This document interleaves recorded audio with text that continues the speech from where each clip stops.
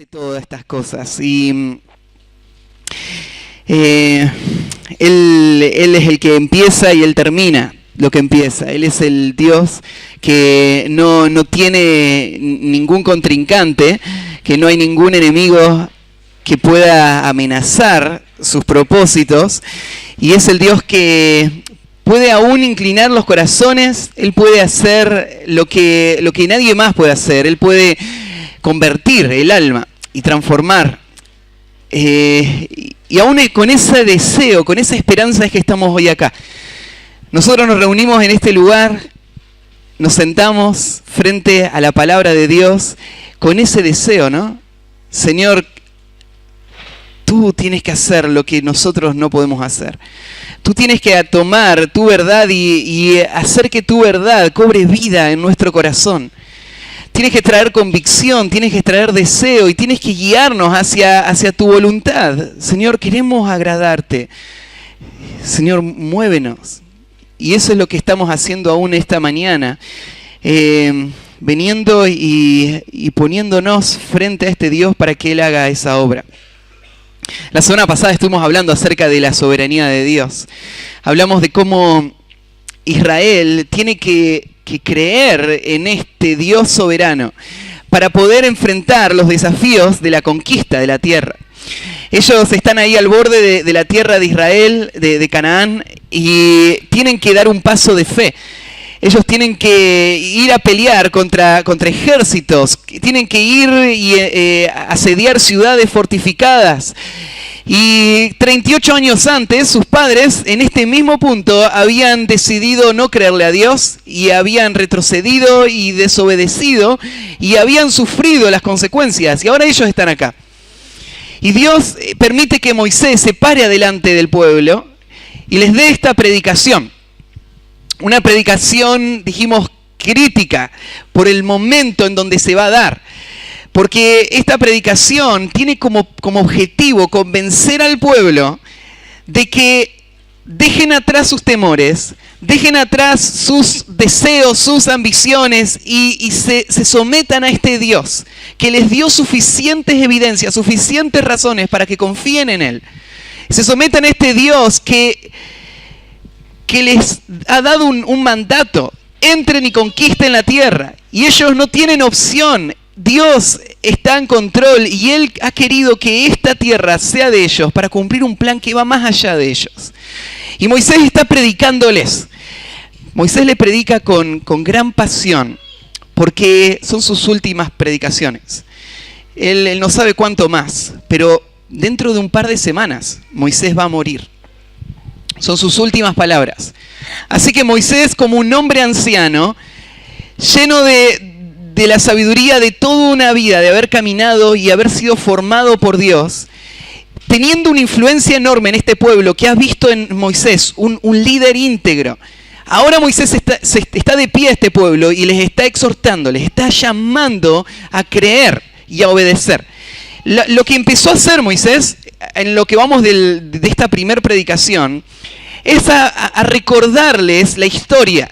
¿Cómo llegamos hasta acá?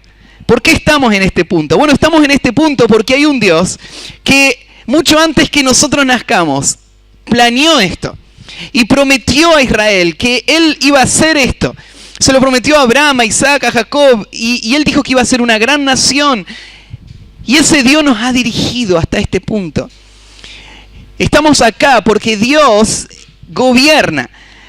Porque aunque había naciones más fuertes que nosotros, Dios igual pudo hacer lo que dijo, ¿no? Él nos arrancó de Egipto y es más, Dios gobierna en todos los detalles a nuestro alrededor. Cada uno de estos pueblos que nosotros vamos a enfrentar están bajo el gobierno de Dios. Ellos tienen sus dioses, pero sus dioses no les escuchan. Sus dioses no les pueden proteger ni les pueden bendecir porque son falsos. El único Dios es Jehová. Así que aunque ellos no lo reconozcan, ellos están bajo el dominio de Dios.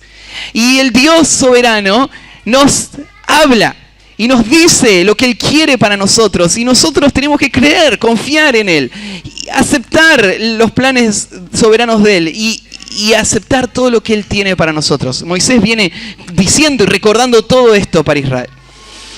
Y llegando a este punto, ahora en el capítulo 3, lo que Moisés va a hacer es seguir dando razones, seguir animando al pueblo a entrar. Y ahora lo que va a mostrar Moisés es el fruto de una vida de obediencia y sujeción a Dios. Moisés va a mostrar de que aunque la primera generación fue rebelde, y la primera generación sufrió las consecuencias de su rebelión y murieron en el desierto, la segunda generación, ahora en estos últimos meses, dice Moisés, han decidido creer y confiar y obedecer. Y en poco tiempo podemos ver que aquellos que confían en Dios, Dios se muestra poderoso y fiel a favor de ellos. Dios no les abandona. Es más, Dios hace grandes prodigios, grandes señales. Así que Moisés todavía está hablando de la historia, pero la historia ahora que Moisés está contando no es una historia que pasó hace 30 años atrás. Es la historia que pasó hace semanas. Moisés sigue relatando la historia y ahora le va a contar al pueblo de Israel lo que ellos acaban de ver. Para que ellos miren y digan, sí, es verdad. Tal como Dios nos dio estas victorias, Él va a seguir haciéndolo. Si seguimos creyendo, si seguimos obedeciendo, entonces no va a haber ningún enemigo que nos pueda hacer frente. Israel tiene que mirar atrás y ver cómo la fidelidad, con la obediencia del pueblo, es el camino por el que Dios les está dando y les va a dar todas sus bendiciones. Dios nos anima de esa manera a nosotros también, ¿no? Hay veces donde Dios usa ejemplos negativos para advertirnos de las consecuencias. Y hay veces que Dios usa ejemplos positivos para decirnos, mirá, yo soy real. Cuando alguien confía en mí, yo me muestro poderoso y yo puedo hacer maravillas en la vida de esta persona. En mi vida Dios ha usado muchos ejemplos positivos.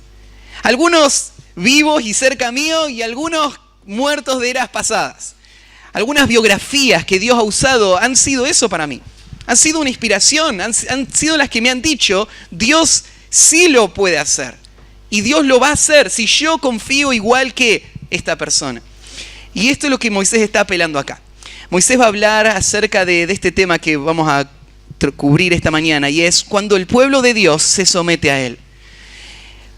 ¿Cómo va a ser la vida si nosotros estamos dispuestos a seguir a Cristo, a seguir a Dios, a seguirle al lugar desconocido, a seguirle al lugar... gracias. A seguirle al lugar de su llamado? ¿Cómo va a ser esa vida? Ahí tenemos. A ver.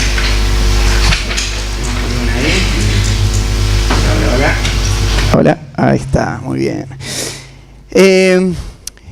Así que vamos a ir al capítulo 3. Recuerden, seguimos en la misma predicación. Nosotros cortamos la semana pasada, pero Moisés sigue predicándoles.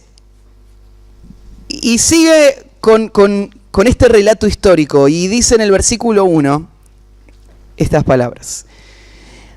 Volvimos pues y subimos camino de Basán, y nos salió al encuentro Og, rey de Basán, para pelear, él y todo su pueblo en Edrei. Y me dijo Jehová, no tengas temor de él, porque en tu mano he entregado a él y a todo su pueblo, con su tierra. Y harás con él como hiciste con Sehón, rey amorreo, que habitaba en Hesbón. Y Jehová nuestro Dios entregó también en nuestra mano a Og, rey de Basán, y a todo su pueblo, al cual derrotamos hasta acabar con todos. Y tomamos entonces todas sus ciudades. No quedó ciudad que no las tomásemos. 60 ciudades, toda la tierra de Argob, del reino de Og, en Basán. Todas estas eran ciudades fortificadas con muros altos, con puertas y barras, sin contar otras muchas ciudades sin muro. Y las destruimos como hicimos a Sehón, rey de Hesbón, matando en toda ciudad a hombres, mujeres y niños. Y tomamos para nosotros todo el ganado y los despojos de las ciudades. También tomamos en aquel tiempo la tierra desde el arroyo de Arnón hasta el monte de Hermón, de manos de los dos reyes amorreos que están a este lado del Jordán. Los sidonios llaman a Hermón Sirión y los amorreos Senir. Todas las ciudades de la llanura y todo Galaad y todo Basán hasta Salca y Edrei, ciudades del reino de Og en Basán. Porque únicamente Og, rey de Basán, había quedado del resto de los gigantes. Su cama, una cama de hierro, ¿no está en Rabá de los hijos de Amón? La longitud de ella es de 9 codos y su anchura de 4 codos, según el codo de un hombre. Y esta tierra que heredamos en aquel tiempo desde Aroer, que está junto al arroyo de Hernón, y la mitad del monte de Galaad con sus ciudades, la di a los rubenitas y a los gaditas. Y el resto de Galaad y todo Basán del reino de Og, toda la tierra de Argob, que se llama la tierra de los gigantes, lo di a la media tribu de Manasés. Jair, hijo de Manasés, tomó toda la tierra de Argob hasta el límite con Jesur y Maca, y la llamó por su nombre Basán Jabot Jair, hasta hoy. Y Galaad se le dio a Maquir, y a los rubenitas y gaditas les di de Galaad hasta el arroyo de Arnón, teniendo por límite el medio del valle, hasta el arroyo de Jaboc, el cual es límite de los hijos de Amón. También el Arabá con el Jordán como límite desde Cineret hasta el mar del Arabá, el mar salado, al pie de las laderas del Pisga al oriente. Y os mandé entonces diciendo: Jehová vuestro Dios os ha dado esta tierra por heredad. Pero iréis armados todos los valientes delante de vuestros hermanos, los hijos de Israel. Solamente vuestras mujeres, vuestros hijos y vuestros ganados, yo sé que tienen mucho ganado, quedarán en las ciudades que os he dado, hasta que Jehová dé reposo a vuestros hermanos, así como a vosotros, y hereden ellos también la tierra que Jehová vuestro Dios les da al otro lado del Jordán. Entonces os volveréis cada uno a la heredad que yo os he dado. Ordené también a Josué en aquel tiempo diciendo: tus ojos vieron todo lo que Jehová vuestro Dios ha hecho a aquellos dos reyes. Así hará Jehová a todos los reinos a los cuales pasarás tú. No los temáis, porque Jehová vuestro Dios es el que pelea por vosotros. Y oré a Jehová en aquel tiempo diciendo: Señor Jehová, tú has comenzado a mostrar a tu siervo tu grandeza y tu mano poderosa. Porque ¿qué Dios hay en el cielo ni en la tierra que haga obras y proezas como las tuyas? Pase yo, te ruego, y vea aquella tierra buena que está más allá del Jordán, aquel buen monte y el Líbano. Pero Jehová se había enojado contra mí a causa de vosotros, por lo cual no me escuchó. Y me dijo Jehová: basta, no me hables más de este asunto. Sube a la cumbre del Pisga, y alza tus ojos al oeste y al norte y al sur y al este, y mira con tus propios ojos, porque no pasarás el Jordán. Y manda a Josué y anímalo y fortalécelo, porque él ha de pasar delante de este pueblo, y él les hará heredar la tierra que verás. Y paramos en el valle delante de Bet Peor. Hasta ahí la lectura de esta mañana. Y decíamos al principio que Moisés va a relatar una serie de victorias que Israel había tenido unas semanas antes de este momento. La primera ya la vimos la semana pasada y fue parte del estudio pasado, porque en esa primera victoria Moisés le recordó a Israel que cada victoria que ellos tuviesen no era mérito suyo. Hay un Dios soberano que está moviendo todos los hechos. Aún Dios hizo que este rey se ensoberbeciera y se endureciera para que Israel pueda ir y destruirlo. Dios es soberano, fue el tema de la semana pasada. Pero ahora Moisés va a arrancar y va a mostrar esa segunda victoria en el versículo 1, porque él quiere mostrar a Israel cómo es el patrón de una persona que decide vivir en obediencia y en fe. para animarles a que sigan así y puedan heredar todo lo que Dios tenía para ellos. Así que bueno, cuando el pueblo de Dios se somete a Él, en primer lugar, Dios pelea por su pueblo. Cuando el pueblo de Dios se somete a Él, entonces Dios pelea por su pueblo. Y en la primera sección, del versículo 1 al versículo 11, Moisés va a relatar una segunda victoria que tuvo Israel. Y en esta segunda victoria, Israel va a poder ver esto claramente. Hay una razón por la que están venciendo.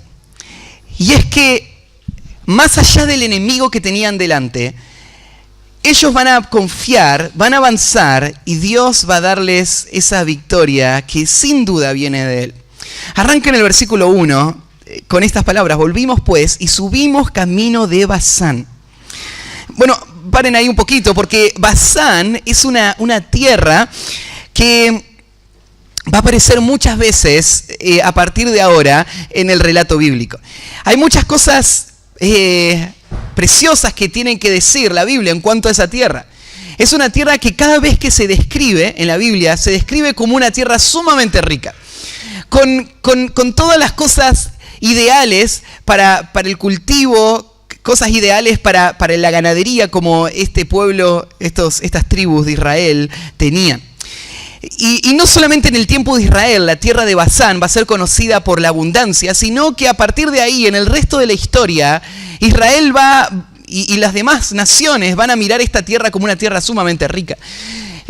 Por ejemplo, durante el tiempo que Roma ocupó toda la zona de Israel y la convirtió en una provincia y una extensión romana, la zona que conocemos como Basán se convirtió en el granero para todo el imperio romano.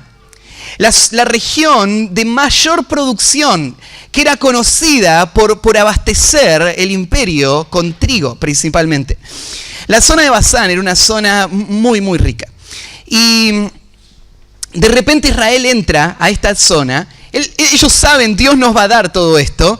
Y lo primero que ven es toda la abundancia, toda la hermosura de esa tierra.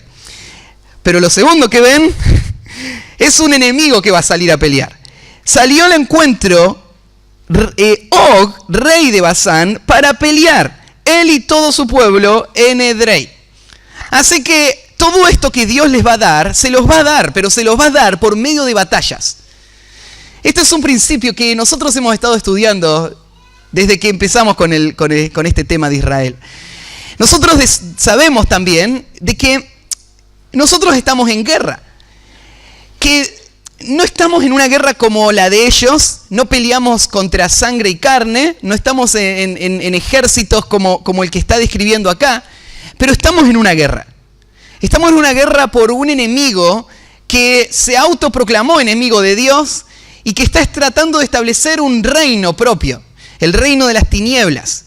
Este enemigo llamado Satanás, el adversario, él es el príncipe de su propio autoproclamado reino.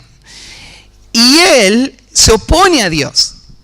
Él engaña y él establece su reino por medio del engaño y de las tentaciones, llevando a las personas a levantarse en contra de Dios y al levantarse en contra de Dios, volverse aliados suyos.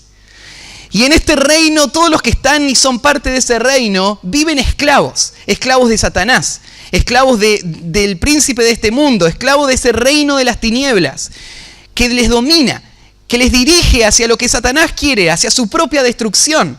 Por el otro lado está Dios, que Él nunca perdió el control, Él va a cumplir su plan, y lo que Dios planea hacer es mostrar su poder rescatando del reino de las tinieblas a los que antes estaban presos de Satanás y traerlos al reino de la luz.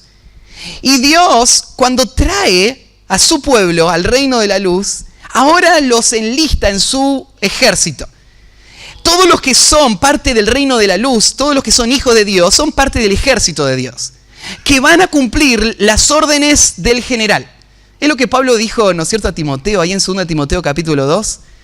Le dijo que él tenía que ser un buen soldado de Jesucristo.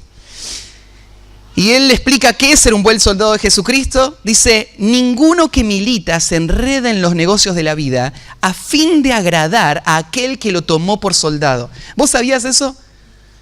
¿Vos sabías que Dios te enlistó en su ejército? Él te tomó por soldado. ¿Y cuál es la responsabilidad del soldado? El soldado, la responsabilidad que tiene es no preocuparse de nada más que de una sola cosa, la misión. La misión que nuestro general nos dio para cumplir. Y el soldado tiene que tener esa actitud de enfoque. No enredarse en los negocios de la vida, no distraerse, porque esto es guerra. Este no es el momento para perder el tiempo. Este no es el momento para ocuparme de mis cosas. Este es el momento para luchar contra el enemigo de la manera que Dios nos dio para luchar. Y esa es la vida cristiana. Desde hoy hasta el final de tu vida, vos estás en una guerra. La guerra no va a durar para siempre. La guerra va a terminar el día que los enemigos sean vencidos por completo. Ya sabemos que van a ser vencidos. Ya tienen condena de muerte y ya están vencidos. Pero todavía no han sido destruidos todas las formas en las que este reino todavía opera, ¿no? Bueno, ¿y cómo pelean estos soldados? Bueno, la guerra, lo hemos dicho varias veces, pero se lo vuelvo a repetir, tiene dos partes. Tiene una parte externa y interna.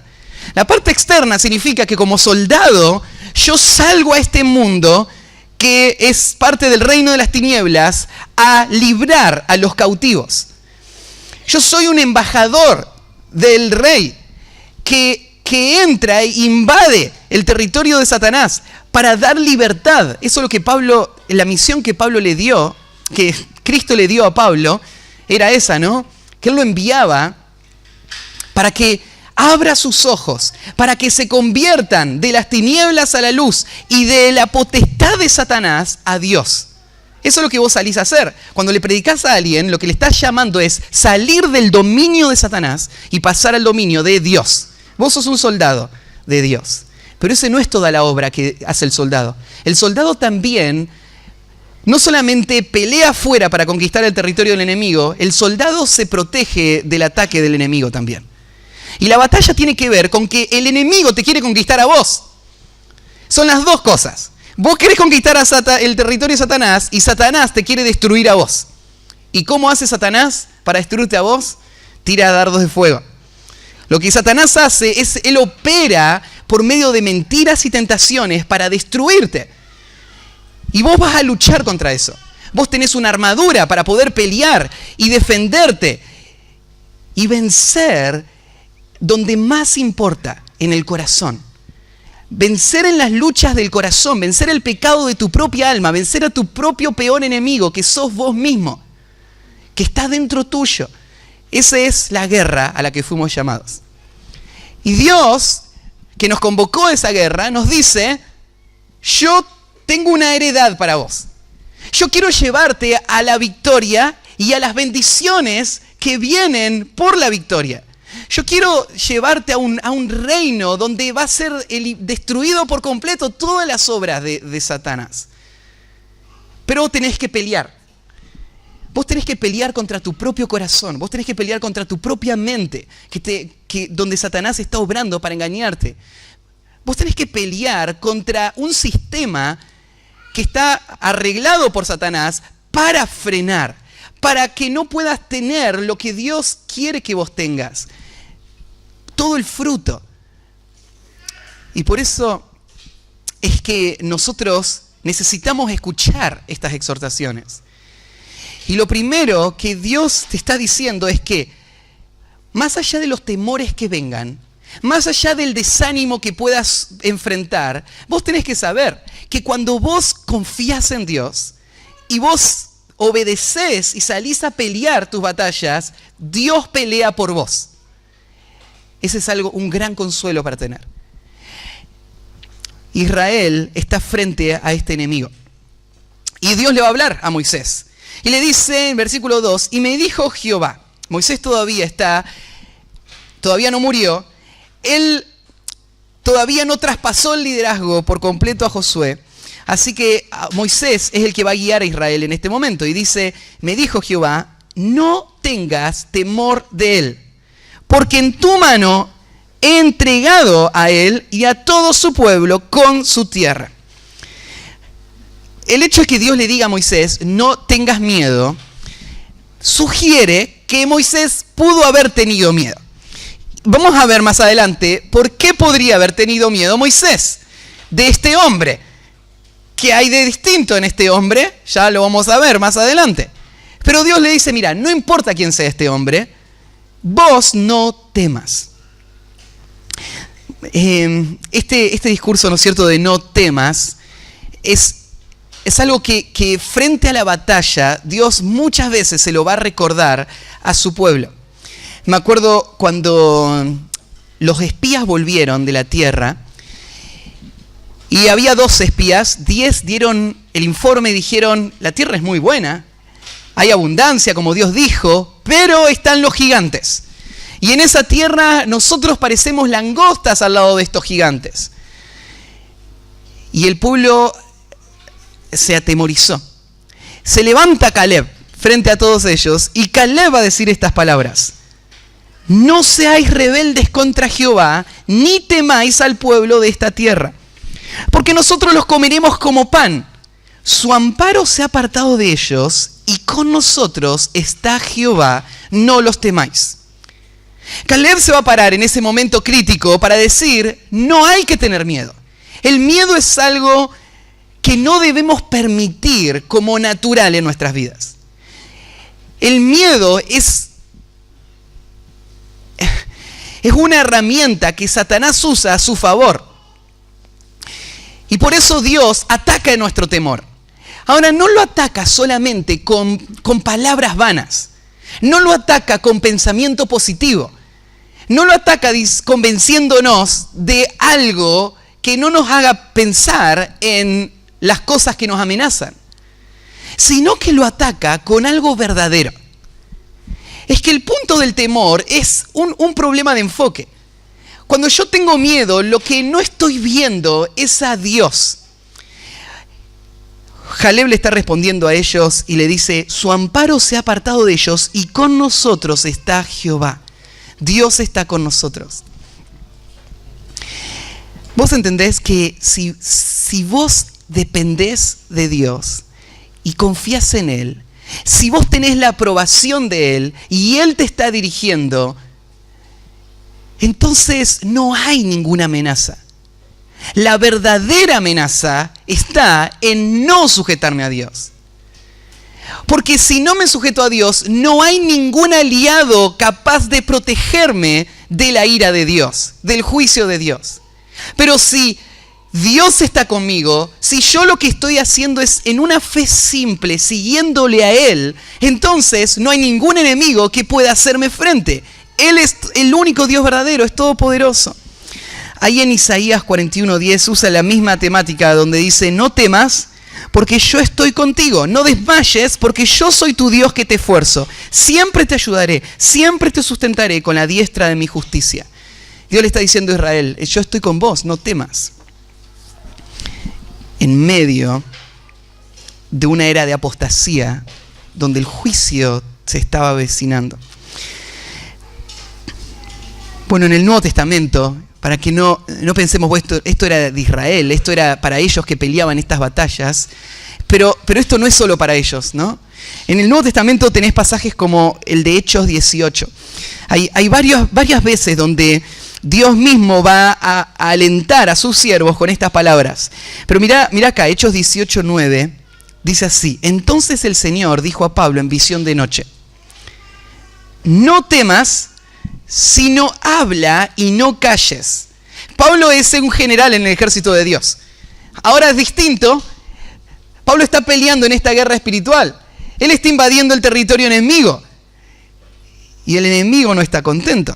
Y Dios le dice a Pablo, no temas. Habla, no calles. Porque yo estoy contigo. De nuevo la misma razón, ¿no? ¿Por qué Pablo no tiene que tener miedo? Yo estoy con vos. Y ninguno pondrá sobre ti la mano para hacerte mal, porque yo tengo mucho pueblo en esta ciudad. O sea, Dios dice, mira, Pablo, si yo no lo permito, nadie te puede tocar. Yo estoy con vos. Yo te estoy cumpliendo un propósito con vos. Todavía no terminó ese propósito, así que no tengas miedo. Seguí. adelante. Otra de las veces donde, no recuerdo ahora la cita precisa, pero me acuerdo de la historia en el barco, cuando Pablo está en el medio de la tormenta a punto de naufragar. De nuevo Dios va a alentar a Pablo y va a usar de nuevo esas palabras. No temas, porque yo te concedí tu vida y la de todo este pueblo. Pablo no tiene que tener miedo. El barco se está a punto de hundir. Y Dios le dice, no tengas miedo. Cuando los discípulos están en el medio de la tormenta y ellos tienen miedo porque el barco se está por hundir y Jesús frena la tormenta, en un instante Él le dice, ¿y por qué tuvieron miedo? ¿Cómo que Jesús? Obvio que por qué tuve miedo, no estamos por hundir. Pero Él dice, ¿pero no estaba yo en la barca con ustedes? Hombres de poca fe, ¿por qué dudaron? No tengan miedo. Y esto es lo que Dios le va a decir a Moisés. Moisés, no temas. Yo los entregué y van a hacerle lo mismo que le hicieron al rey Sehón. Así que Moisés responde en fe y obediencia. Y dice el versículo 3, Jehová nuestro Dios entregó también en nuestras manos a Og, rey de Basán, y todo su pueblo, al cual derrotamos hasta acabar con todos ellos. Dios le da victoria. Ahora, quiero hacer un paréntesis ahora, porque estamos sacando algunas aplicaciones y pensando, bueno, todo esto es el mismo Dios. Dios no cambió, Dios también sostiene a su pueblo hoy y le dirige a la batalla y Él nos da victoria. Pero en este tiempo, lo que estaba pasando es textual. Lo que vos lees acá, eso es lo que pasó. Acabamos de leer que Moisés fue y peleó no solo contra el ejército, sino que después fue a destruir las ciudades. Más adelante él va a decir en el versículo 6 que van a matar a todos. Mataron a hombres, mujeres y niños. Estas son la clase de pasajes que personas miran del Antiguo Testamento y dicen, pero entonces Dios, el otro día estaba pasando por el YouTube y apareció un videito que no lo abrí, pero tenía el título que decía, Dios es peor que Hitler, el título del libro. Me imagino de qué habrá tratado el videito. Probablemente algunos de estos textos estaban ahí en su presentación. Porque el Dios de la Biblia es un Dios que aniquila razas enteras, sin distinción de edad ni ninguna más, que solamente son parte de ese pueblo y deben morir. ¿Por qué Dios hace esa clase de cosas? Bueno, no es una pregunta fácil de responder y para alguien que no piensa espiritualmente, imposible de aceptar. Dios es dueño de este mundo. Él lo creó, Él lo mantiene. Él tiene propósitos específicos para este mundo. Él gobierna. Este mundo no está a la deriva. Este mundo está gobernado por Él. Y Él ejerce su gobierno como un rey justo lo haría. Cuando vos pensás, por ejemplo, en nuestro gobierno o en un gobierno de un país, el gobierno tiene la responsabilidad de proteger al inocente y castigar al culpable. Si podrías resumir todo lo que el gobierno debe hacer, eso lo resume. Lo dice Pablo en Romanos. Esa es la función del gobierno. En un mundo donde la gente no tiene en cuenta a Dios, entonces el gobierno no hace bien su tarea. Pero esa es su función, castigar al culpable, proteger al inocente del culpable. Bueno, piénsenlo así, Dios, Él gobierna sobre toda la creación. Y Él tiene el derecho y la función de juzgar. Juzgar significa castigar al culpable, proteger al inocente. Él tiene que establecer justicia. Ahora, frente a Dios, todos son culpables, ¿no? La justicia de Dios le llena de ira a Dios contra todo el pecado que Él ve en el mundo. Dios se enoja constantemente, todo el tiempo, contra todo el pecado. Pero en su soberanía, Dios administra su justicia como Él quiere. Entonces, a través de la historia, vos ves momentos donde, por ejemplo, Él trae un diluvio universal que mata a toda la raza. ¿Y por qué lo hace? Lo hace porque Él es justo y Él protege la justicia con estos juicios que muestran cuánto Él valora la santidad. Otras veces Dios lo hace con una región, trayendo, por ejemplo, fuego del cielo que destruye a las ciudades de la llanura del Jordán, Sodoma y Gomorra. Dios lo hace con ellos. Y otras veces Dios usa medios humanos para hacer estos juicios. Dios cumple sus propósitos de juicio por medio de, por ejemplo, este ejército. Dios planeó que Israel pudiera entrar a Canaán y destruir a un pueblo que Él había planeado destruir por la rebelión de ese pueblo, por el pecado continuo de ese pueblo, por la magnitud del pecado de ese pueblo. Dios planeó destruirlo. Esto irrita mucho a personas que creen que no deben rendir cuenta a nadie, que creen que no hay nadie gobernando, que ellos son el rey, que ellos son los que hacen lo que le place hacer. Entonces, cuando ven a un rey interviniendo, trayendo su justo juicio, ellos se irritan y dicen, Dios no tiene el derecho de hacerlo. Pero eso es exactamente lo que la santidad de Dios demanda. Ahora vos me decís, pero Matías, espera un poquito. Yo entiendo que Dios destruya a hombres, por ejemplo, que están yendo a una imagen de un Dios falso y tirando a sus hijos en los brazos de este Dios para quemarlos y matarlos, para sacrificarlos a un Dios falso. Yo entiendo que Dios los destruya a ellos.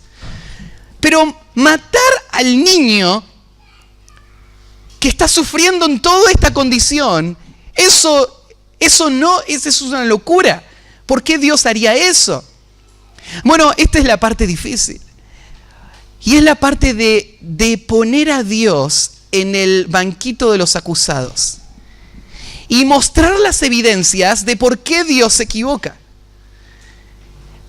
Cuando nosotros decimos, Dios, es injusto que vos hayas decidido que mueran, por ejemplo, estos niños, lo que estamos asumiendo es que nosotros somos más sabios que Dios, que nosotros podemos salirnos afuera de este universo y mirar el obrar de Dios y ser el juez que entienda y que determine que eso estuvo mal.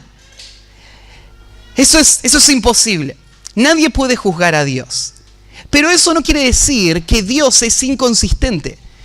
Dios, Él no se equivoca y Él hace todas las cosas con justicia. ¿Se acuerdan cuando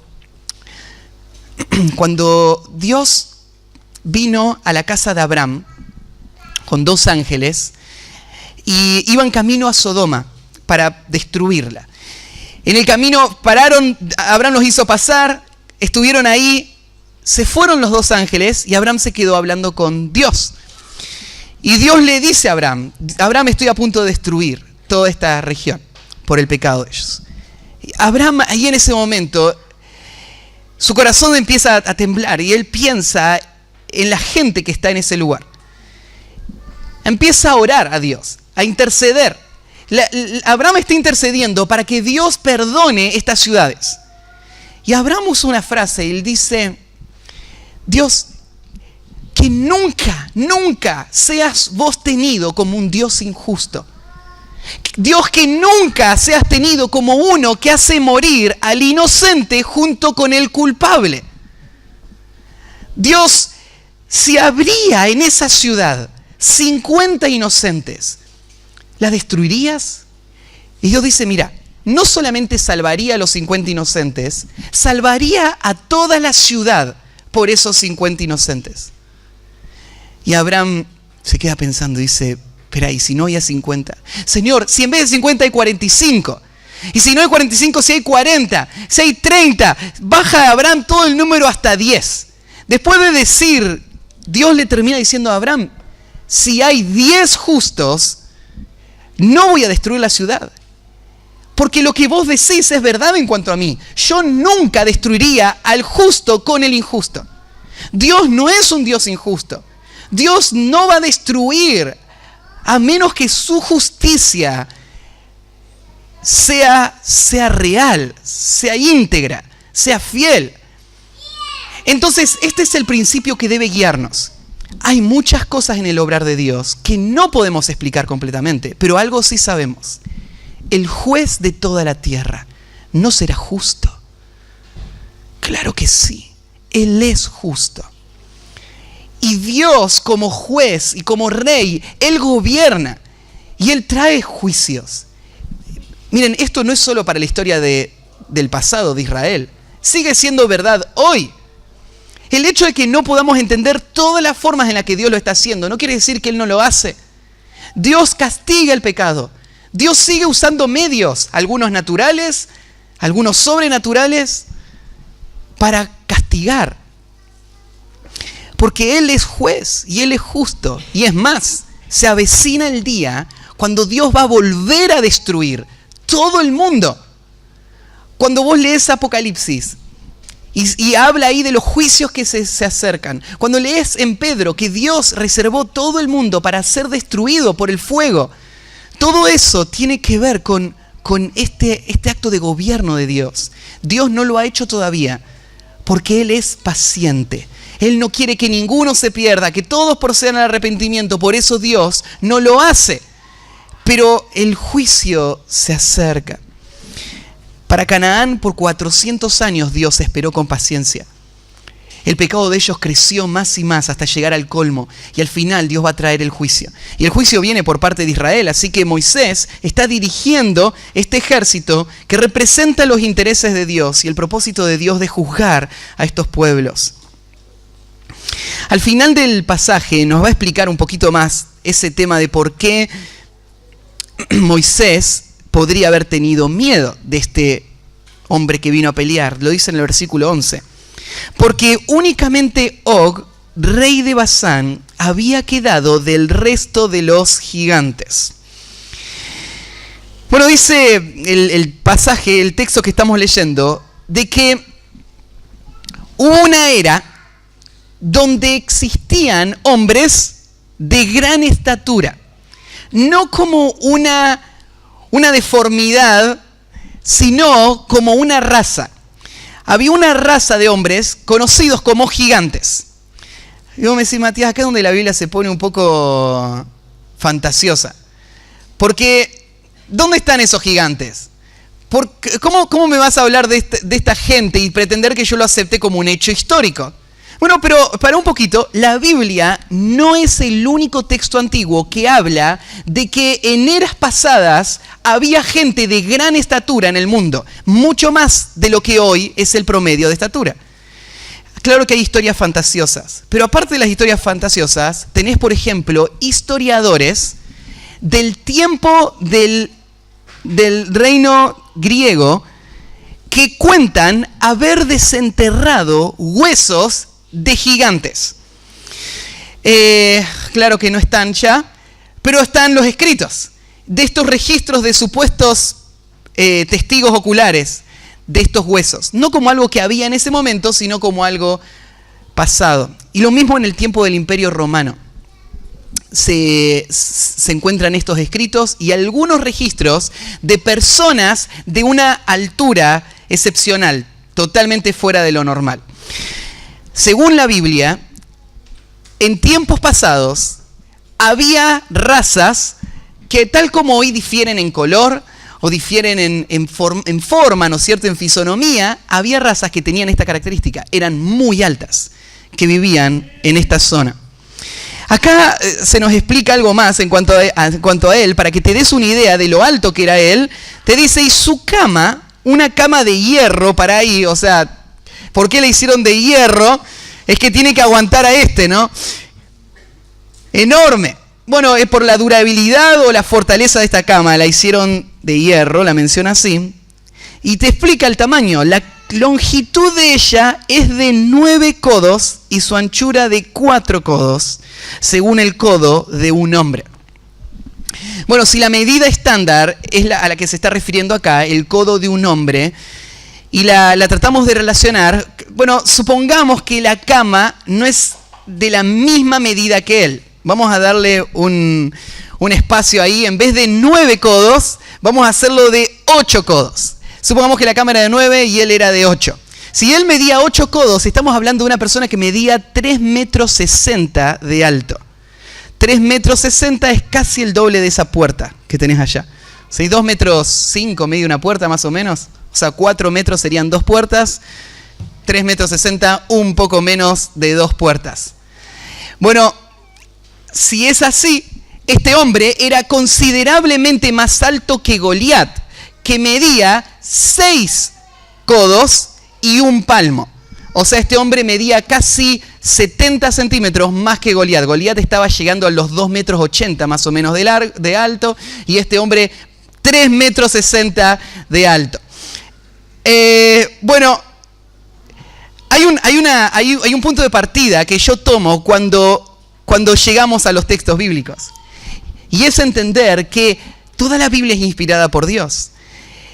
Todos los textos bíblicos que tenemos los tomamos como ciencia cierta. Es así. Lo que estamos entendiendo entonces es la razón de por qué Moisés podría haberle tenido miedo a este hombre. Porque, y además una cosa más, él era el último que quedaba. El último que quedaba significa que la gente no lo veía todos los días a gente como él. Era una situación tan inusual que cualquiera que lo viera se sorprendería. Se sorprendería y temería de esta situación. Bueno, él es el que está viniendo a pelear. Tanto es lo que marca a Israel este hecho que va a ser recordado por el resto de la historia el día que Israel venció a Og. Og como ese hombre famoso por su tamaño y la intimidación que él representaba. Ahí en Amós capítulo 2, versículo 9, por ejemplo, aparece este versículo. Yo destruí delante de ellos al amorreo, cuya altura era como la altura de los cedros y fuerte como una encina, y destruí su fruto arriba y sus raíces abajo. Yo destruí al amorreo. En resumen, lo que Dios está diciendo es esto. Cuando Dios pelea por su pueblo, el tamaño del enemigo es irrelevante. No es el punto. Porque Dios le mira a Moisés y le dice, no tengas miedo, yo voy a estar, yo te lo entregué. Voy a hacer lo mismo que hice con el rey anterior, que no era un gigante, lo voy a hacer con este gigante, porque yo soy el que lo vence. Para Dios no hay gigantes. Para nosotros sí. Para nosotros, por ejemplo, no todos los pecados que enfrentamos son iguales. No todas las situaciones que vivimos son iguales. Pero no las midas a la hora de enfrentarlas con fe y obediencia. Enfrentarlas confiando en el Dios que va con vos. Y Dios es capaz de destruirlas a todas por igual. Segundo punto, entonces, cuando nos sometemos a Dios, Dios hace heredar a su pueblo. Primero, Dios pelea por su pueblo. En segundo lugar, Dios hace heredar a su pueblo. Lo que tenemos ahora es que todo el territorio es conquistado. Se nos dio, además, un dato ahí en los versículos anteriores. En el versículo 4, se dice que fueron 60 ciudades amuralladas que se tomaron. Esto es algo asombroso. Que en tan poco tiempo, una cantidad tan grande de ciudades, 60 ciudades amuralladas, aparte de otros pueblos que no tenían murallas, hayan sido conquistados y tomados. Esto es algo muy poco frecuente en el mundo antiguo. Aún grandes reyes con grandes ejércitos, como por ejemplo Nabucodonosor invadiendo desde el norte, les lleva años avanzar y tomar una ciudad a la vez, una ciudad clave, para poder conquistar toda una región. Pero Israel, en un momento, destruye toda la región, 60 ciudades. De nuevo, Moisés lo relata acá para que vos te des una magnitud de la cantidad de tierra que conquistaron y te des una magnitud también del milagro que esto implica. No solamente fue un gran gigante el que lo dominaba todo esto, sino que había muchísimas ciudades que fueron conquistadas casi inmediatamente. Y esta es la obra que Dios está haciendo con ellos.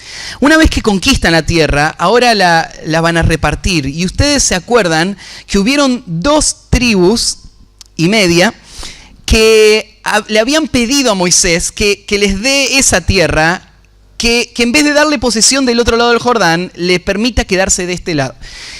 Moisés ya le había prometido que sí, que se los iba a dar. Entonces, ahora está recordando Moisés cómo fue ese momento. Y el momento fue simple. Ellos entraron, conquistaron todo. Ahí cuando dice, esta es la tierra que heredamos, ahí está hablando en plural, en nombre de todo Israel. Todo Israel, esto es parte del Israel. Nosotros lo conquistamos, de todos. Pero, dice después, la di a los rubenitas y a los gaditas. Moisés no quiere que haya problemas después que él no esté. Y él deja sentado, una vez más, que él le dio. ¿Y qué derecho tiene Moisés de dar? Bueno, Moisés en Números nos cuenta cómo él había consultado a Dios y Dios le había dicho que lo haga, así que él lo hace en nombre de Dios. Entonces, esto es algo que ya está determinado, ya está fijo. Como para que nadie le quiera quitar esa tierra o para que no haya problemas después, Moisés anota y dice, bueno, esta tierra yo se las di a ellos, es la heredad para estas 2 tribus y media. Y describe la tierra ahí en el versículo 17. Bueno, en todos los versículos está dando los límites. Y en el versículo 17 también el Arabá con el Jordán como límite desde el Cineret hasta el mar del Arabá, el mar salado, al pie de las laderas del Pisga, al oriente. Estos 2 puntos, la palabra Cineret ahí se refiere a una zona pantanosa que está al norte del mar de Galilea. El río Jordán nace en la zona del monte Hermón, en el norte de Israel, y baja y cruza el Cineret, que es una zona pantanosa. A veces se acumulaba agua y era como una laguna, otras veces se secaba, y después el río Jordán seguía y bajaba al mar de Galilea, y después seguía bajando, la palabra Jordán significa eso, el que desciende. Va bajando desde el monte Hermón hasta el punto más bajo, que es el mar muerto, que lo llama acá el mar salado. Entonces dice, desde el Cineret hasta el mar salado, como frontera el río Jordán. En realidad no es exactamente el río Jordán, es un poquito más para el este del río Jordán. Todo eso es la región que van a distribuir entre estas 2 tribus y media. Aparecen los límites bien claros. La razón por la que están los límites claros es la que yo les di recién. Es para que eso sirva como una pared de protección, que nadie tome lo que era de ellos y ellos sepan hasta dónde llegaba lo que Dios les había dado a ellos. Por eso tiene que ver con un tema que ya hemos hablado, ¿no? Cuando hablamos de las heredades y hablamos de cómo Dios distribuye sus bendiciones para su pueblo en este concepto de heredad. Es algo que uno no es que ganó, no es que merece, sino que Dios se lo dio. Y esto que Dios te da, Dios planea que sea tuyo. Y vos tenés que luchar y conquistarlo, pero Dios ya lo planeó antes. Ya es un tema que lo hemos hablado. Por ejemplo, ¿se acuerdan cuando Pablo dice ahí en Filipenses, capítulo 3, que él se siente igual a los israelitas? Él siente que Dios le salvó para algo. Dios le salvó con un propósito. Dios tiene planes para él, buenas obras que Dios quiere que Pablo haga, para que le den a Pablo un fruto eterno. Es una heredad que él va a tener de parte de Dios, como este hombre, siervo de Dios, apóstol de Dios. Entonces Pablo dice, yo me estiro por ver si logro asir aquello para lo cual también fui asido por Cristo Jesús. Pablo dice, yo vivo mi vida cristiana pensando, yo quiero vivirlo a pleno. Yo no quiero dejar una sola obra que Dios haya planeado para mí, que pueda tener un fruto eterno. Yo quiero hacerlas todas. Yo no quiero perder ningún resultado, no quiero perder el tiempo, no quiero desviarme, no quiero quedar descalificado. Yo quiero toda la heredad. Todo lo que Dios planeó que sea mío, quiero tenerlo y que sea mío. Y por eso Pablo dice, por ejemplo, ahí en 1 Corintios 9, dice que él golpea su cuerpo para no ser descalificado. Él no quiere perder lo que Dios tuvo para él, y él sabe que un pecado podría hacerle caer y perder cosas valiosas. Entonces Pablo dice, yo me estiro, me esfuerzo, cuido mi vida para poder llegar y tener todo lo que Dios me dio. Ahora, Pablo entiende de que él depende de la gracia de Dios. Pablo ve cómo Dios le restaura. Él dice, yo lucho con mi pecado y es por la gracia de Dios que soy lo que soy. Y tengo lo que tengo y hago lo que hago. Pero está esa idea, ¿no es cierto?, en el Nuevo Testamento también. La idea de la heredad es lo que Dios me da, pero lo que yo obtengo después de la batalla, por medio de la cual Dios me da lo que me prometió. Así que Dios le va a hacer heredar a ellos. Y dice en el versículo 20,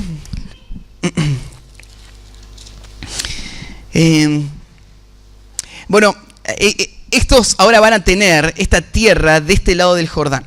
Israel todavía no ha cruzado la línea del Jordán y ahora estas 2 tribus y media ya tienen su heredad.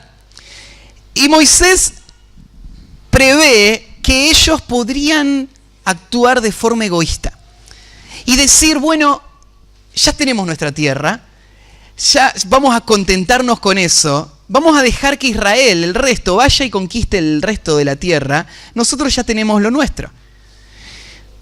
Sabiendo Moisés que ellos podrían pensar así, les hizo comprometerse a que no iban a descansar en su tierra, en su heredad, hasta que todo Israel haya conquistado toda la tierra y se haya distribuido toda la tierra.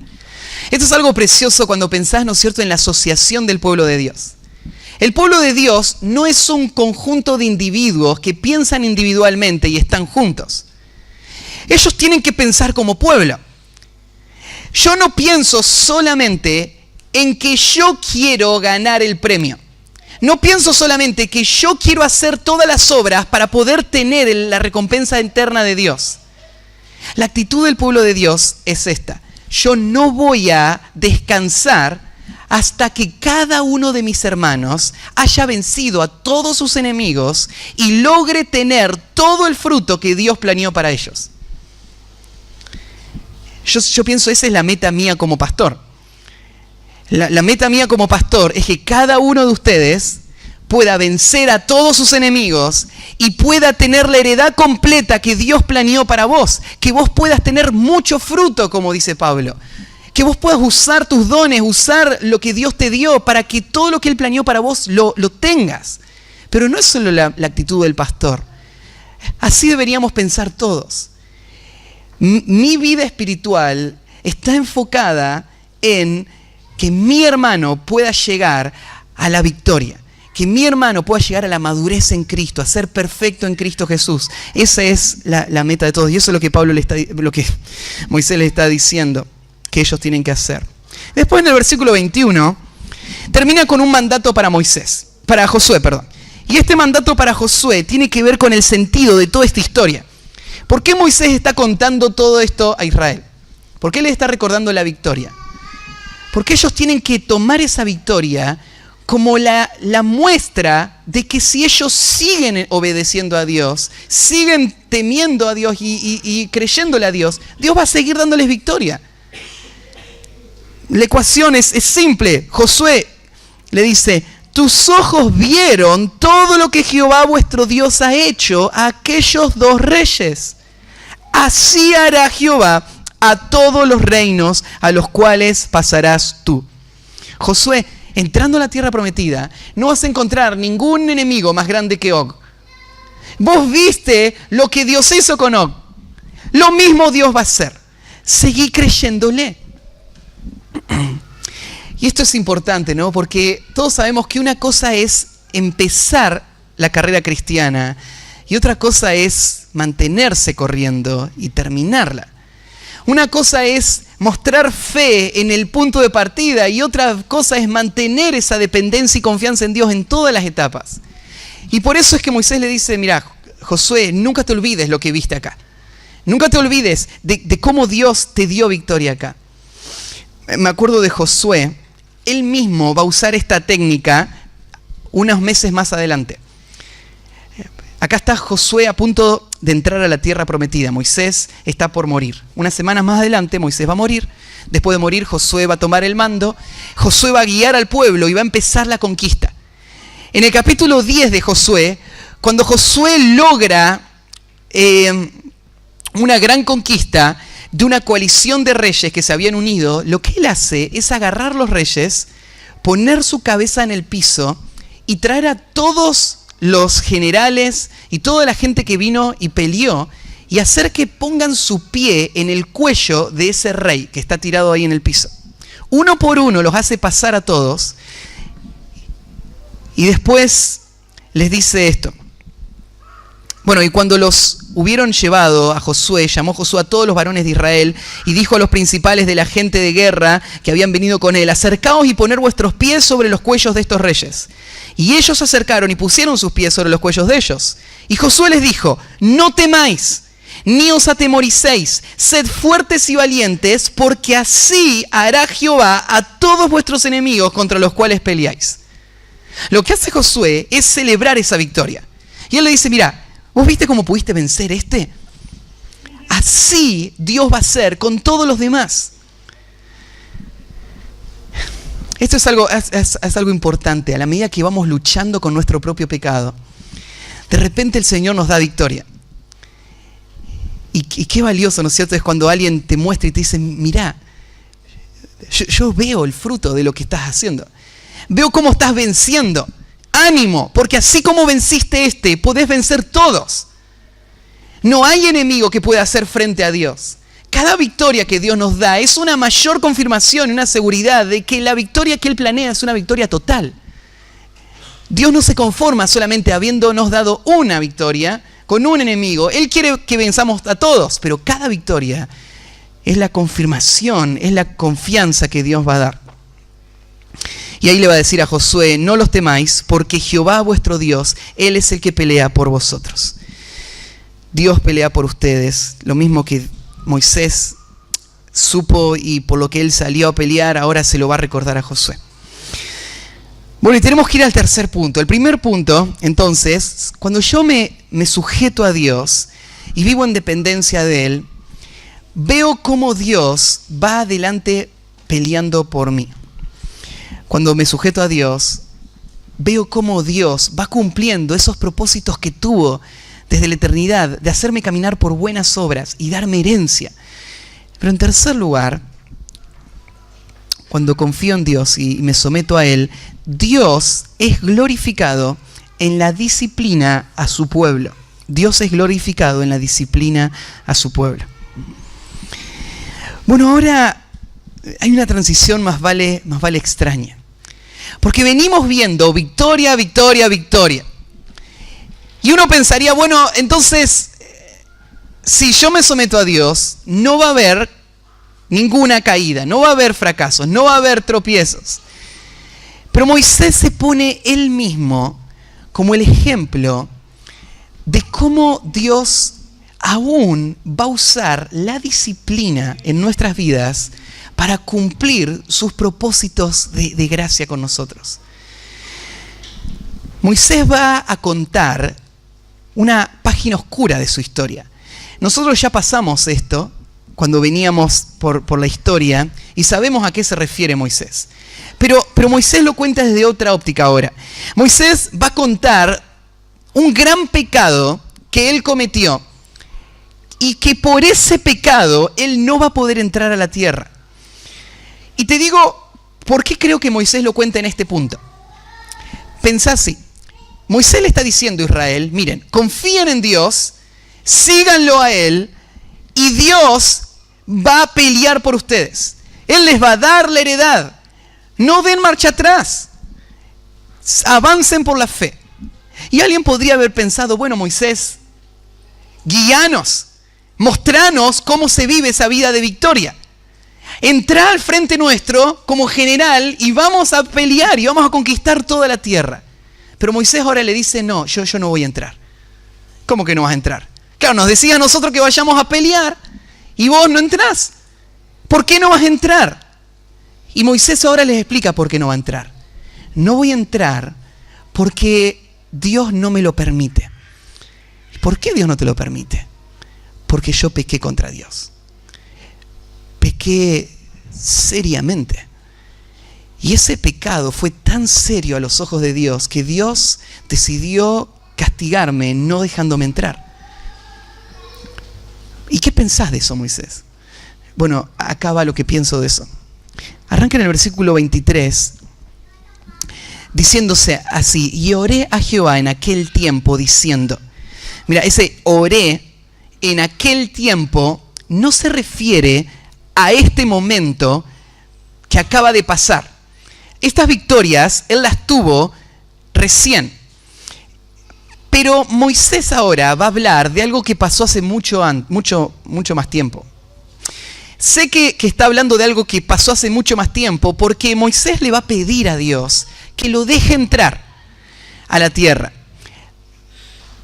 Ahora, esto no coincidiría con la historia porque en el pasaje anterior Moisés le dice a Josué que él va a hacer entrar al pueblo. Entonces, ¿cómo es que Moisés primero le dice que Josué lo va a hacer entrar y después le pide a Dios que sea él el que lo deje entrar? Para mí lo que está haciendo Moisés es dando la razón por la que le dije a Josué que él lo haga entrar, que él confíe en Dios, que él pelee la batalla, es porque yo no puedo. Y no puedo porque yo le pedí a Dios. Yo ya intercedí, yo ya le dije a Dios y él me dijo no. Moisés está hablando de un tiempo pasado, de algo que él hizo hace mucho tiempo. ¿Y qué fue lo que hizo hace mucho tiempo? Él oró a Dios y le dijo así: Señor Jehová, tú has comenzado a mostrar a tu siervo tu grandeza y tu mano poderosa. Le va a decir, Dios, mira, tú empezaste una obra. Hiciste algo en mí, que fue tu mano la que lo hizo. Dios, si tú lo empezaste, no lo vas a terminar. Tú me dijiste que yo iba a guiar al pueblo hasta esa tierra y Dios, todavía no entramos. En la mente de Moisés es solo lógico pensar de que la fidelidad de Dios va a revertir ese castigo que Dios le dijo. Tal vez Moisés está pensando, bueno, Dios se enojó con mi pecado, Dios es severo con mi pecado, pero seguramente Dios puede hacer marcha atrás. Porque Dios termina lo que empieza. Y por eso Dios puede dejarme entrar. Aunque me dijo que no, tal vez Dios pueda cambiar de parecer. Has comenzado a mostrar tu grandeza. Porque ¿qué Dios hay en el cielo y en la tierra que haga obras y proezas como las tuyas? Y acá viene el pedido: pase, yo te ruego, y vea aquella tierra. Tierra buena, que está más allá del Jordán, aquel buen monte y el Líbano. Es natural este pedido en un hombre como Moisés, ¿no? Él pasó toda su vida añorando la entrada a esa tierra. Él usa palabras, ¿no es cierto?, como esa, es la tierra buena. Esto es algo loable en el corazón de Moisés. Moisés, como un siervo de Dios, es un hombre que ama a Dios y ama los propósitos de Dios y ama la tierra que Dios les había prometido. Israel tal vez durante toda su vida estuvo pensando en volverse a Egipto, pero Moisés jamás pensó en volver a Egipto. Él quería una sola cosa, quería agradar a Dios, él quería cumplir con la meta que Dios le dio, él quería heredar esa tierra. Ese es su gran deseo. Mira, ¿sabes qué creo acá? Algo más, entre paréntesis. Creo que Moisés en este pasaje que estamos estudiando ahora demuestra que él ama más a Dios y sus propósitos que aún su propia reputación. Porque Moisés va a contar esta página oscura de su historia, porque aunque lo va a dejar expuesto, para el resto de la historia la gente va a saber este gran pecado de Moisés y van a saber por qué no entró a la tierra. Moisés quiere que Dios sea glorificado aún en su disciplina. Moisés está comprometido con la persona de Dios y con los propósitos de Dios más que con sus propios intereses personales. Y Moisés ama esa tierra, desea esa tierra, pero no la desea solamente como un capricho personal. Él la desea como el fin más glorioso que él puede imaginar, como parte del pueblo de Dios. Y él le hace ese pedido. Señor, déjame entrar. Y Dios le va a responder en el versículo 26 con estas palabras. Pero Jehová se había enojado contra mí a causa de vosotros, por lo cual no me escuchó, y me dijo Jehová, basta, no me hables más de este asunto. Moisés va a explicar la razón de por qué él no va a entrar a la tierra. La razón es que Dios está enojado con él. Ahora, ¿cómo que Dios está enojado? ¿Esto no va en contra un poquito de lo que pensamos en cuanto a Dios? Dios es nuestro Padre. Dios tiene buenas intenciones para nosotros, ¿no? Él quiere darnos lo mejor. ¿Dios se enoja contra nosotros? No. Según Salmo capítulo 7, versículo 10, Dios está enojado contra el impío todos los días. Pero con su pueblo Dios no está enojado, ¿no? Antes éramos hijos de ira, pero antes éramos hijos de ira. Ahora somos hijos amados por Dios. ¿Y acá qué está diciendo Moisés? ¿Dios está enojado conmigo? Es que el mismo Dios que va a destruir a esos pueblos por el pecado de esos pueblos, es el mismo Dios que juzga a su propio pueblo por sus pecados. Dios es un Dios que no cambia. Es un Dios imparcial. Dios no tiene favoritismos. Acá tenés al hombre que Dios usó para sacar a Israel de la esclavitud. Es su héroe. Es el hombre consagrado. Pero Dios no tiene favoritismos, ¿no? El pecado es pecado siempre. El pecado es pecado en todos. Y Dios va a tratar con el pecado en el lugar en donde esté. En este caso, en el líder Moisés. Dios se enojó con Moisés.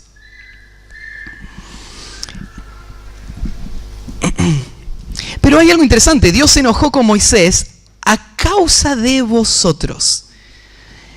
Esto lo va a repetir Moisés en otros pasajes. Por ejemplo, en el Salmo 106 se dice esta reflexión en cuanto a este pecado de Moisés. Dice así: también le irritaron en las aguas de Meriba y le fue mal a Moisés por causa de ellos, porque hicieron rebelar a su espíritu y habló precipitadamente con sus labios. ¿Se acuerdan? El pueblo era rebelde. La rebelión era tan grande que el espíritu de Moisés fue afectado. De tal manera que en el momento crítico Moisés va a pecar contra Dios. Frente a todo el pueblo, él se enoja, agarra la vara, Dios le dijo que le hable a la piedra y Moisés golpea la piedra y Dios ahora le dice, por haber golpeado la piedra no vas a entrar a la tierra. ¿Por qué no vas a entrar? ¿Por qué? ¿Por qué es tan grave? Y Dios le dice, por no glorificarme frente al pueblo. Frente al pueblo vos tenías que mostrar una imagen de quién yo soy que no mostraste. Moisés, vos no obedeciste a mi palabra y por eso yo voy a traer este castigo. Entre paréntesis.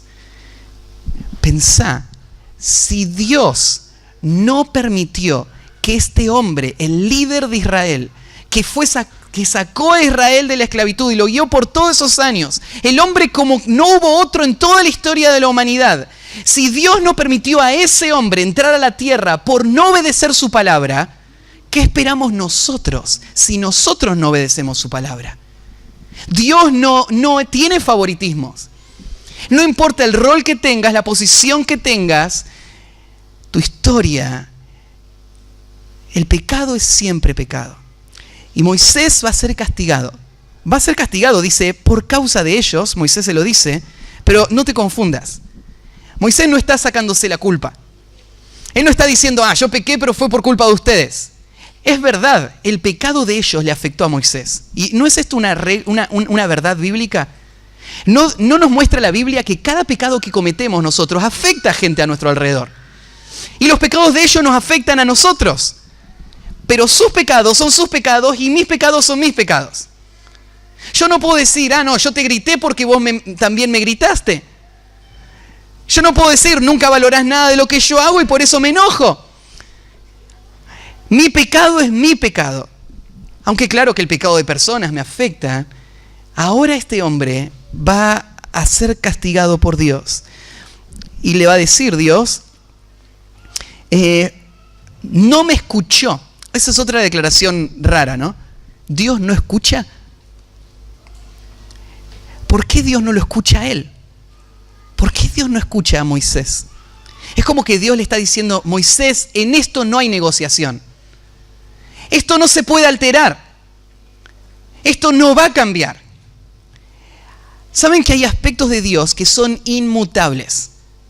Por ejemplo, Dios no puede a algo que es pecado decir no es pecado. Dios no puede a algo que es un pecado serio decir no es un pecado serio.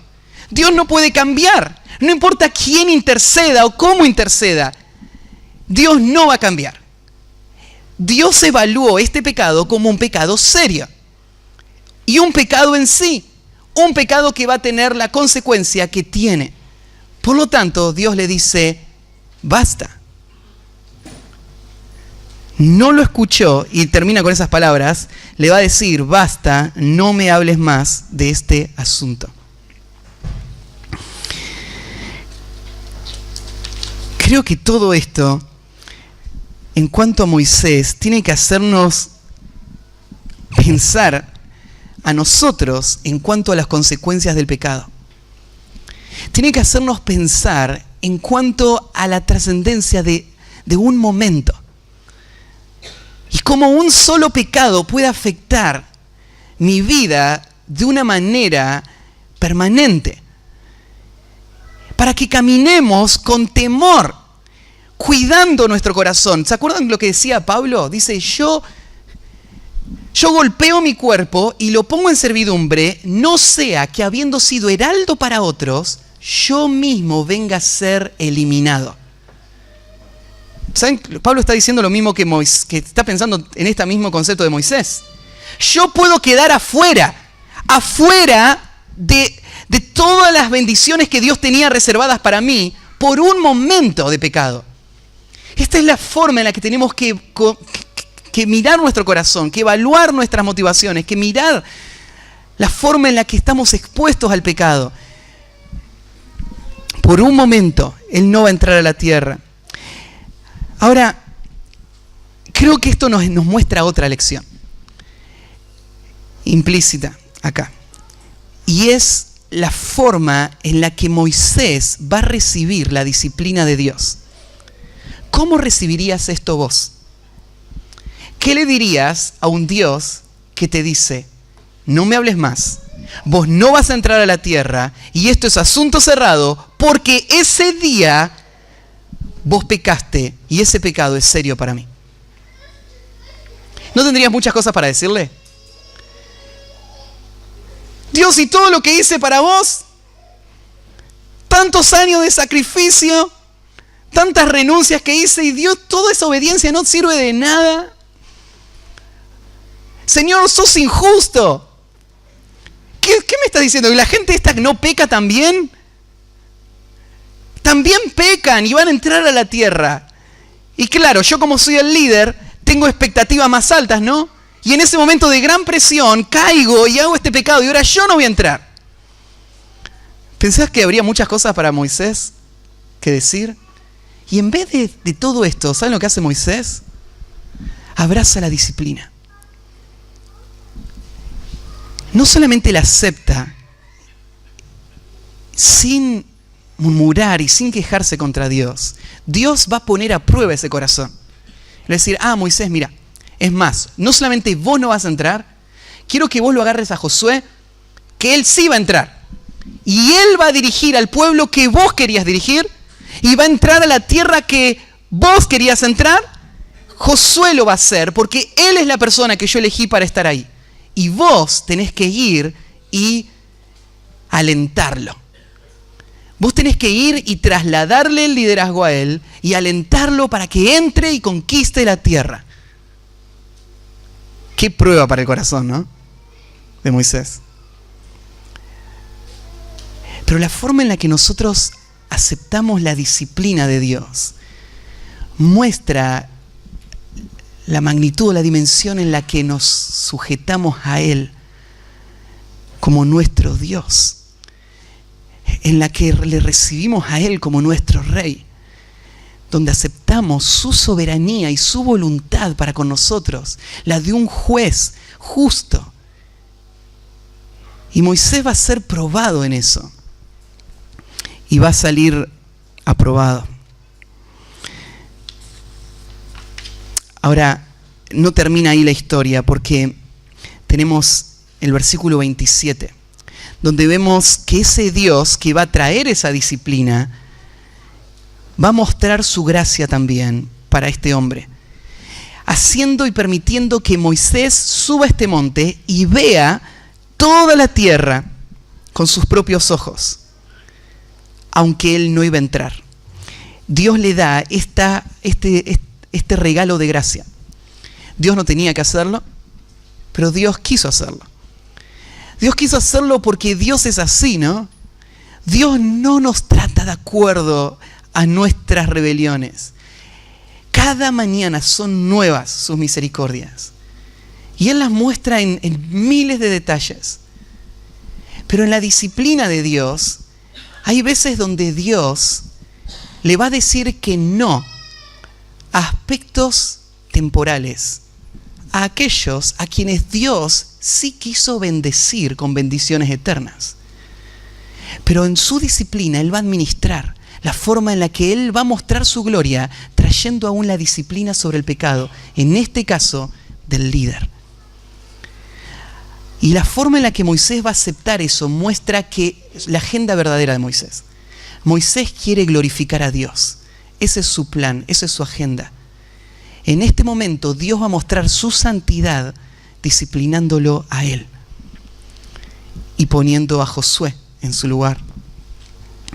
Y Moisés lo acepta, lo abraza y Dios se va a glorificar en él. Termina ahí el versículo 28, manda a Josué y anímale, fortalécele. Él va a pasar delante de este pueblo. Él va a pasar delante de este pueblo, va a ser el líder. Y Él les hará heredar la tierra que verás. Vos la vas a ver, pero Josué es el que va a entrar. Y termina y paramos en el valle delante de Bet Peor. Bueno, antes de seguir la narrativa, Moisés para en ese punto. Hoy aprendimos cómo es la vida de personas que sí se han sometido a la voluntad de Dios, que sí han creído y responden en fe. Y Dios, a través de estas victorias, de dar esta heredad y aún de mostrar su disciplina, va a glorificarse y va a mostrar el Dios que Él es. Y nosotros vamos a alabarle. Quiero cerrar con un salmo, el Salmo 136. Comienza así: alabad a Jehová porque Él es bueno, porque para siempre es su misericordia. Alabad al Dios de los dioses, porque para siempre es su misericordia. Alabad al Señor de señores, porque para siempre es su misericordia. Si saltamos hasta el versículo 18, ahí está narrando el salmista los hechos de Dios, y dice el versículo 18: y mató a reyes poderosos, porque para siempre es su misericordia. A Sehón, rey amorreo, porque para siempre es su misericordia. Y a Og, rey de Basán, porque para siempre es su misericordia. Y dio la tierra de ellos en heredad, porque para siempre es su misericordia. En heredad a Israel su siervo, porque para siempre es su misericordia. Al final todo lo que va a pasar, de principio a fin, tiene un fin: exaltar la misericordia de Dios. Mostrar cómo Dios puede hacer el bien que Él ha planeado hacer para con su pueblo. Y aún es visto hacia el final del capítulo en este hombre Moisés, que él podría haberse apropiado de algo que no era suyo, ¿no? Él podría haber dicho, este pueblo es mío, es el fruto de lo que yo hice. Pero él entiende que Dios es el eje y el centro a tal grado que él está a punto de sacarse su manto, ponerlo sobre Josué. Y es Dios, es su misericordia. Él es lo que Él ha querido hacer con nosotros. Bueno, vamos a terminar, vamos a orar.